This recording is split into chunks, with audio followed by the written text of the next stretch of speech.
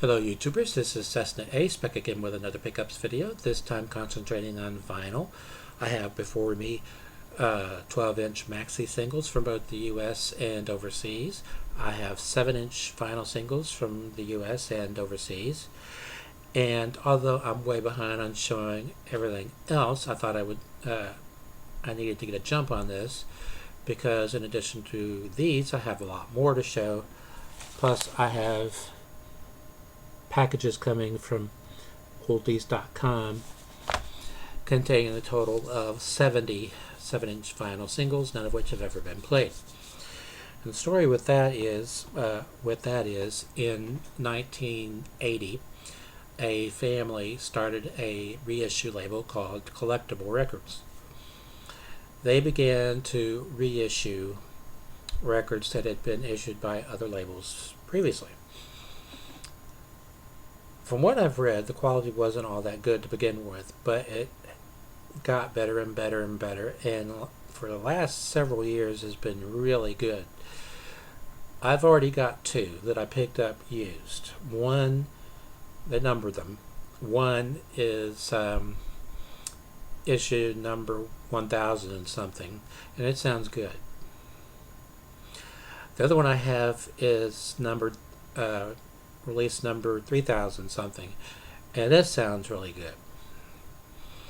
They are working very closely with the original labels, if they're still around. If they're not, they're working closely with whoever owns the original studio master tapes. In any event, they offer a ton of vinyl. After they founded Collectible Records, they founded another company, Audiophile Vinyl, which I didn't like back in the days of VHS because they used slow speed tape. But I have some of their DVDs, which are pretty good, some of them, or most of them, I should say. And then, of course, they started oldies.com. Now, if you go to their website, you can sign up for free catalogs. Their regular catalog comes out every month, and they have another catalog that's devoted strictly to vinyl, and it comes out every 6 months. Now, they don't just carry their own line. They carry every vinyl record issued by every vinyl publisher that there is. And I noticed that going through their site that one of the most prolific supporters of vinyl, original release vinyl, is Epic. Epic is still making a lot of vinyl. So that's cool. And they've got colored vinyl. I've seen, in addition to the standard black vinyl, clear vinyl, red vinyl, purple vinyl, blue vinyl, yellow vinyl. This pretty much runs the gambit, and they have several price points. Now, somewhere I read on their website that they have several million vinyl records in stock at any one moment, and their warehouse is huge, but of course it has to deal with all of the DVDs that they stock from both Audiophile Vinyl, and also they carry a lot of other stuff like bobbleheads and games and die-cast models and all that stuff. But they also carry the entire line of Warner Archive make-on-demand DVDs. They also offer all of the MGM and Fox manufacturer-on-demand lines too. So, and at really good prices. I'm beginning to sound like a commercial. Anyway, first up,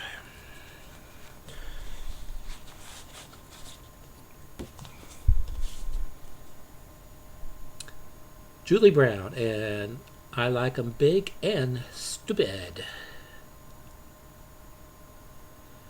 On the reverse side is another version of that, and then Homecoming Queen's Got a Gun. These stories that are on the back are, of course, fictional and rather humorous. This one, kid-proof caps cut by court. The Supreme Court yesterday, by an 8-to-1 vote, overturned the 1981 federal statute requiring child-proof caps on over-the-counter medicines. Reason being, none of them could figure out how to open the caps or open the bottles.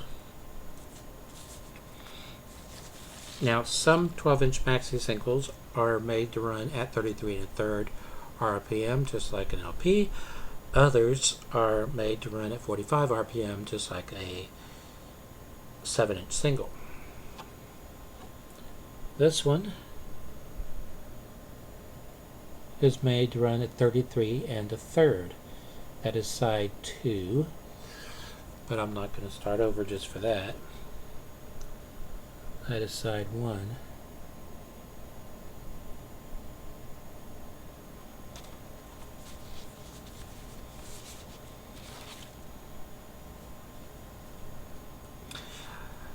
Now, the seller at the flea market that I buy all my vinyl from, very knowledgeable guy.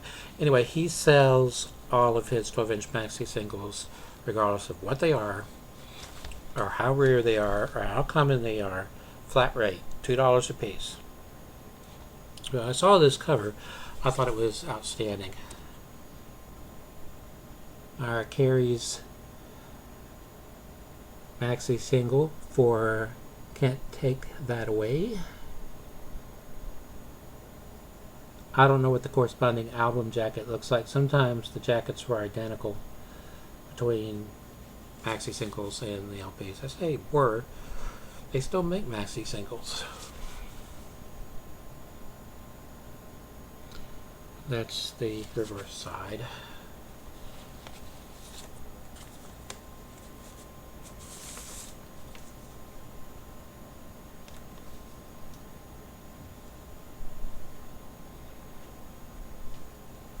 This is made to run at 33 1/3.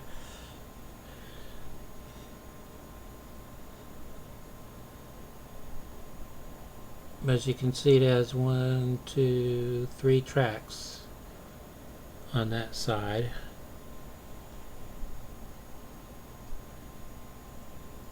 And another 3 on the reverse side.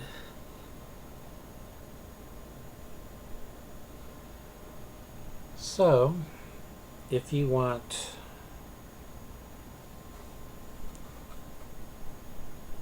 six different mixes of the same song, that's your disc.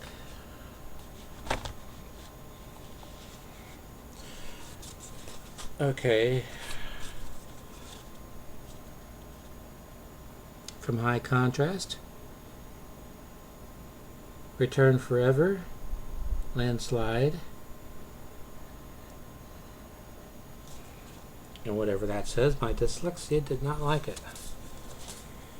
On the Hospital label, apparently.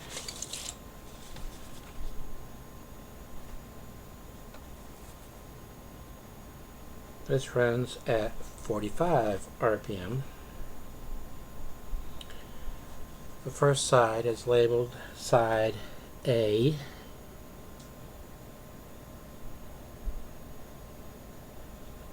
And something I see a lot with Maxi-Singles.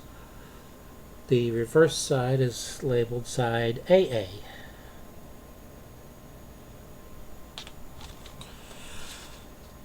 I can't remember if I said or not, but anything I show you vinyl-wise, I've already played. I've got a cat going crazy over there. Okay, this is a European issue. And I could tell that as soon as I saw it, because European issues on the 12-inch Maxi-Singles, the jackets are much flimsier and thinner than their American counterparts. So I have to hold it down here because it's starting to split. Bamboo with Bamboogie. Now this samples quite a bit actually from Casey and the Sunshine Band's song Do a Little Dance, Make a Little Love, Get Down Tonight. Two versions of Bamboogie and then Vegas.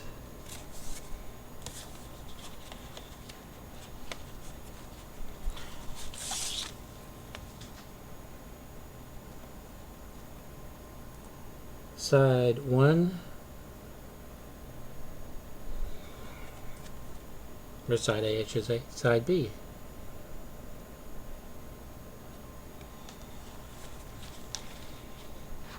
Okay. Oh.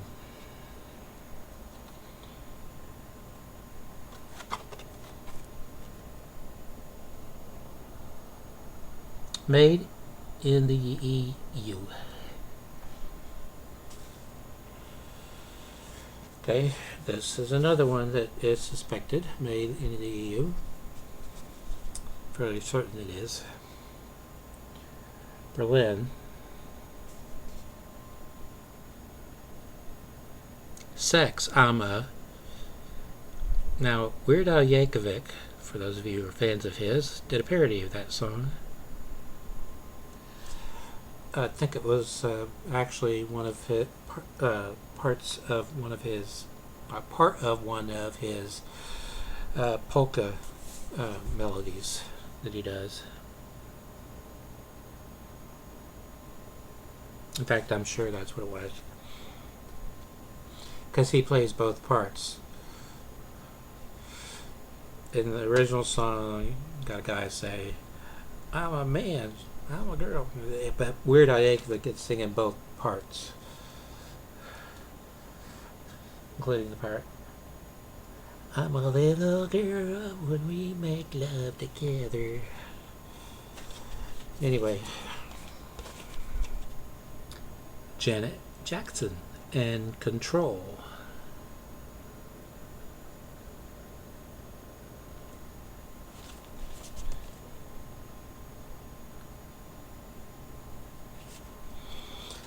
This is on the label co-founded by Herb Alpert. In fact, he was the A in A&M. Herb Alpert was. I don't recall who the M was. I just showed you side B. Runs at 45 RPM. Side A.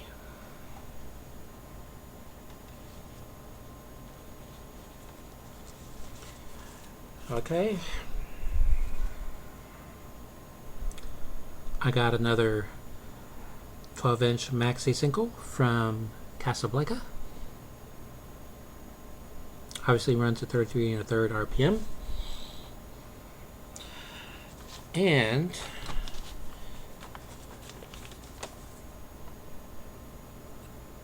it's single-sided.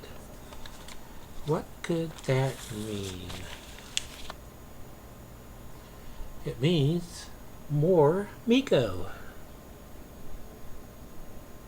Devil Delight, from an album I didn't even know existed, Moon Dancer.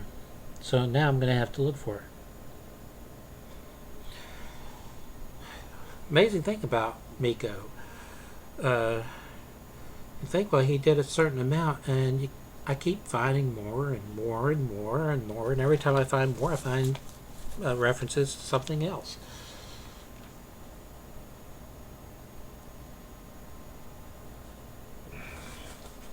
Kind of like ABBA. There were only 25 or so singles of theirs released here in the US. Worldwide, out of the 100 songs they recorded, were 74 singles. In some country, I don't even remember what country it was, there was a song that the entire group hated. Even Bjorn, who wrote the lyrics, hated it. But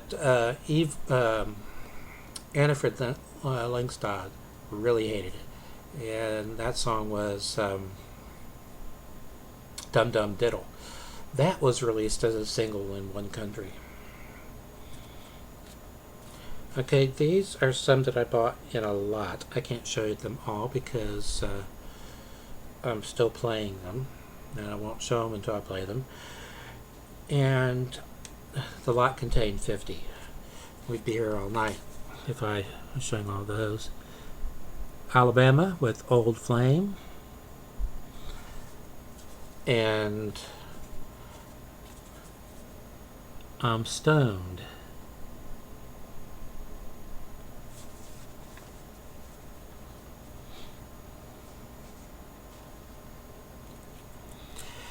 Now, most of the major labels had their own reissue line or label. In the case of Capitol Records, that was Starline.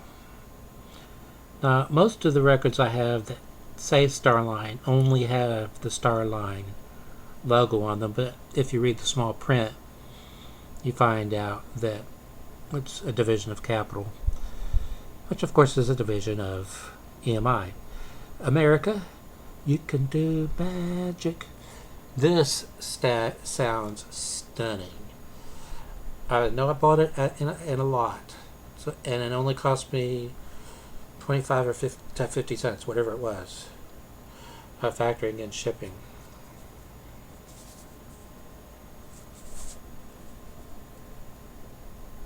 Right before your eyes.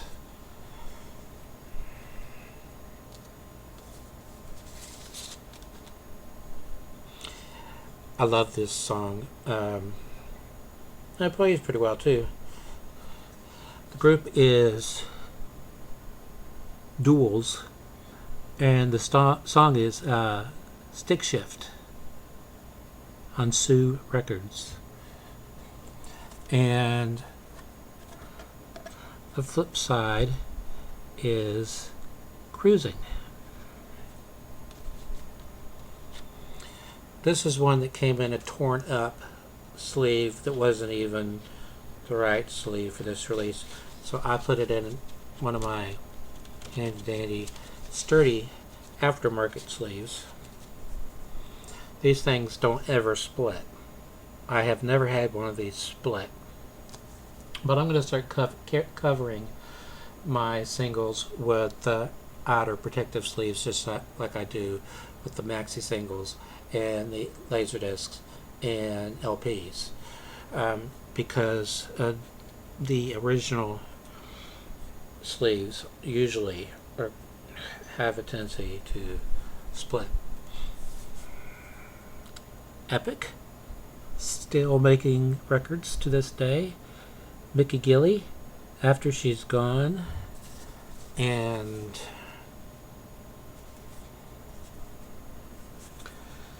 Doo-Wah Days. But you can't just walk into Walmart or wherever and buy vinyl records. Unfortunately, those days are gone. But you can get them from places like oldies.com.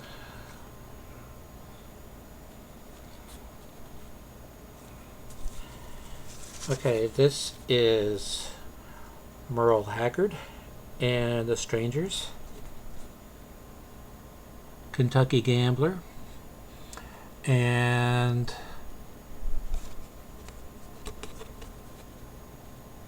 I've Got a Darling for a Wife. I don't know why somebody felt the need to write all over the label. It's really irritating. The records play perfectly, so I'm not going to get too upset about it. This is by Merle Haggard and the Strangers. I have 2 copies of this. Fortunately, the copy I already had doesn't have any writing on it. It's all in the movies and Living with the Shades Pulled Down. So you're asking, well, if you already own a copy, why'd you get another one? It was in a lot. And The lots are grab bags. You don't know what you get till you get it. All he guarantees is there won't be any duplicates within the lot that you purchase. Okay, this comes in an original Mercury sleeve.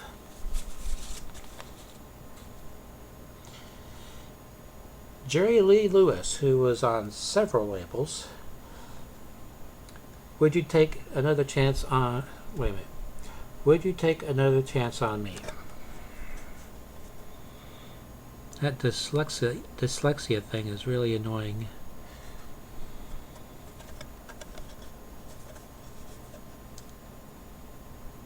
Me and Bobby McGee, which of course is a cover of a song somebody else did. Unless somebody else did a cover of what song he originally did. I don't know.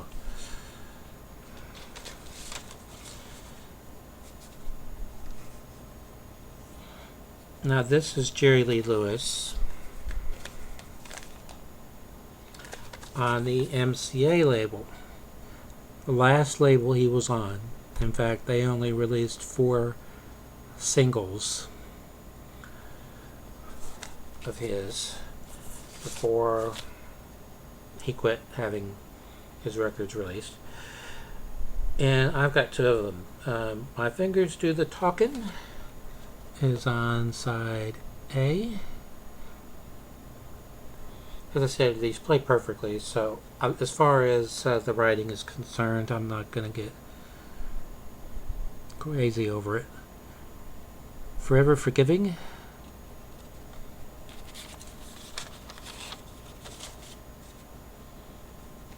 This is one in the original Geffen Records sleeve.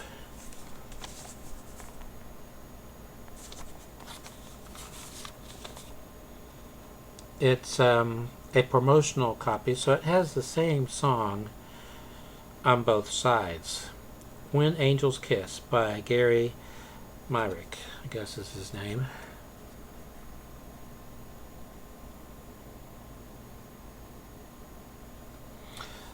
Sometimes promotional copies have the same song, both in stereo. Earlier ones would have the same song on both sides, one in stereo and one in mono. And some promotional copies have the same songs that are on the stock copies that you would find in stores. An A song and a B song. But there's one that I've got that I haven't gotten this stack, but they highlight, the program director highlighted the side to play and put a big X on the side not to play. And the side that he didn't want played had some rather strong language in it. Me thinks it might have got accidentally played.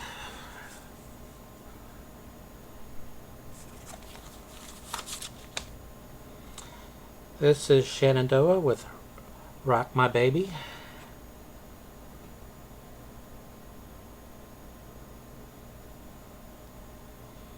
And Wednesday Night Prayer Meeting. The cool thing about grab bags is, or ordering anything that you're not familiar with, is a surprise. You get a surprise. Especially if you play it and you like it. It's a really good surprise. Okay, this is Nancy Sinatra on one of Warner Brothers Records labels. They owned, I don't know if it's pronounced reprise or reprise. This is Nancy Sinatra with Coastin'.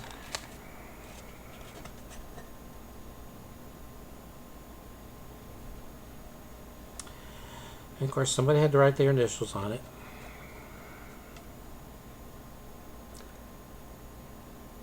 Love Eyes. I have a funny anecdote to tell about Nancy Sinatra. When we had a motorhome, we were kids, and we were traveling across the country. it had an N-8-track tape player, and one of the few 8-tracks we had was Nancy Sinatra. And we kept playing it over and over again because we liked the song, "These Boots Are Made for Walking." And that's just what they'll do. One of these days, these boots are gonna walk all over you. Well, it one day disappeared, and my mom said she threw it out the window. Years later, as an adult, found out she had just hid it. Mothers can be sneaky that way. Okay, this is Sister Sledge. BYOB, bring your own baby.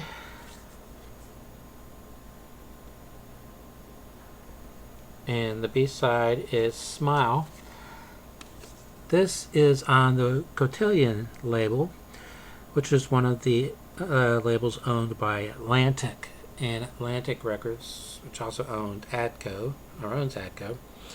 Atlantic is owned by Warner Communications, so you have them owning all of the labels that Warner Brothers Records owns, and all of the record labels that Atlantic owns. And some of the sleeves I have for ADCO, for Atlantic, say Atlantic Recording Group, and this is Atlantic Records, ADCO, Cotillion, and then specialty labels. I don't know what that means unless they make some on demand or something. I don't know.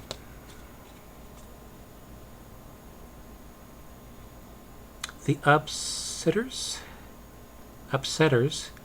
Rolling On. This is a disc jockey, not for sale copy on the G Labels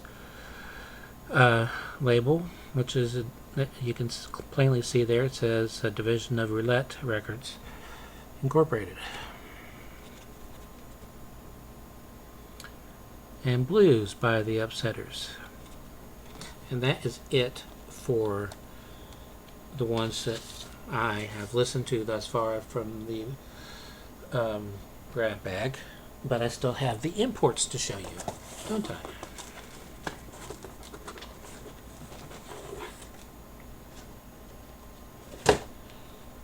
And all three of these are in English, two of which were released in the US, and the one that wasn't, it was a surprise to me.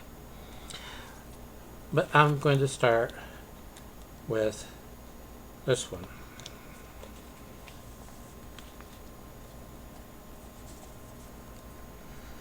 I used to hear this song on the radio all the time growing up. Ring the Living Bell by Melanie. And the flip side is Railroad, which is a rather depressing song. She's singing about all of the friends that she has known that have committed suicide while listening to rock and roll music. On the flip side is, I guess, a picture of the LP that this is off of. That's what it appears to be to me. Now, according to my price guides, this did have a picture sleeve in the US, but I don't know what it looks like. So I can't tell you if they're the same or not. What's interesting, though, is it's not on the same label. She had been recording on the Buddha Records label right up until the time this was about to come out. And then she switched labels. I can't even remember the name of the label now. But anyway, Ring the Living Bell came out on that label in the US. But in Germany, where this was pressed, it came out on Buddha.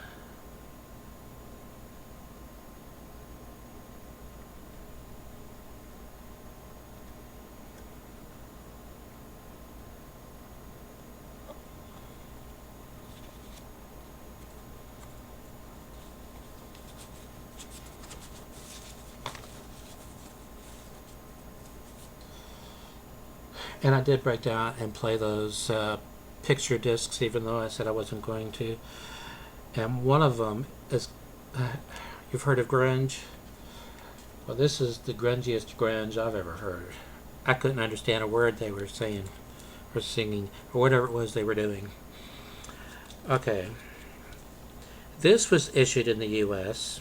Same A-side, same B-side, but it did not have a picture sleeve here. By Vicky Carr.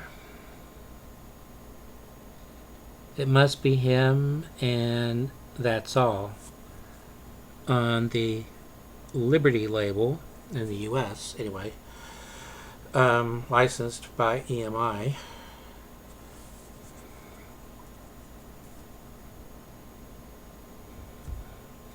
I doubt very seriously that model record player is still available, and the current top 10 at that point, not all of them are on an EMI label, which is interesting. This was made in Denmark, and it came out in 1967. It doesn't have the EMI logo anywhere on it, just Liberty. I've noticed that many European releases have those adapter-like things built into the whole. I don't know why, unless it's to save time.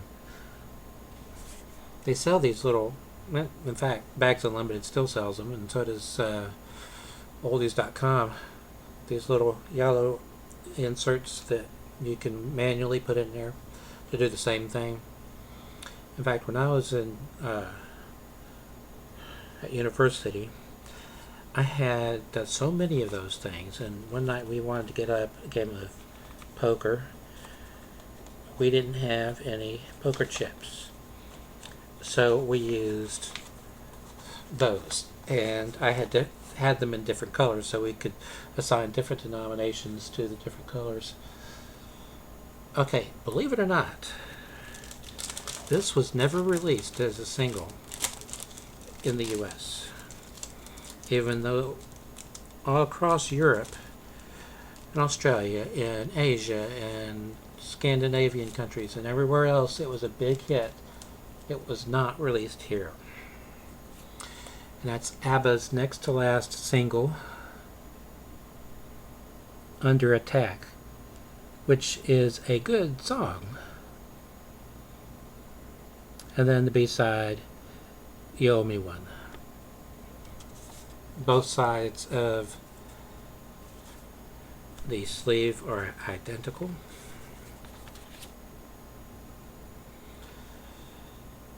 This was made in West Germany on the Polydor label.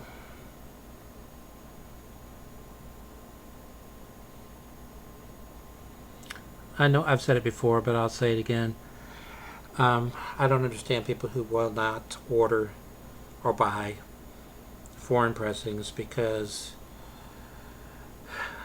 oftentimes the best pressings came out of Japan and Germany. I found a channel on YouTube that a guy has these postcards, ABBA postcards. He put it on his turntable and put the needle down, and it played just like a Flexi-Disc. And I thought that was rather odd. He had several of them, and they were all issued in Poland. But then I remembered seeing in one of my price guides that in this country, right here, in the US of A, they did the same thing with the Beatles. Issued picture postcards that were playable on a record player.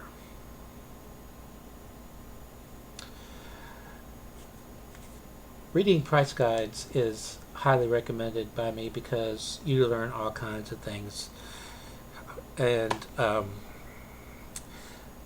it's just the more you know, the better off you'll be. Anyway, I'm going way over, so until next time, stay awesome.